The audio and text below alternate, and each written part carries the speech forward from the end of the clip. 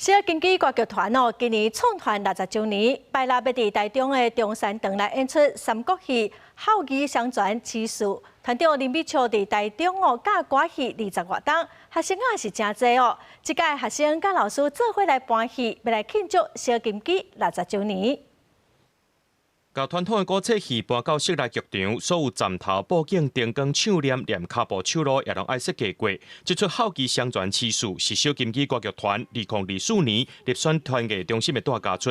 为了要庆祝小金鸡歌剧团60周年，这出经典的作品6月18日伫台中中山堂，要搁再重现经典的古册戏。歌戏咧，三国戏是感觉起来就是大艋大甲，五艋五甲，穿的是真传统的物件。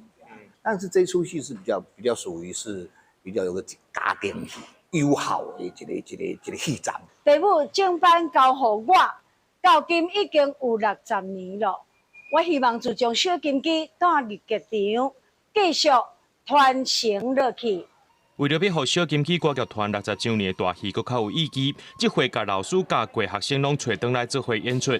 林美秋团长伫中部地区传承歌戏教学有20多年，真侪学生拢是自细汉就学歌戏，到大有关尽心力伫咧传承文化。这回要找在地高中合作，希望甲实际演出的训练，让学生上直接的呈现。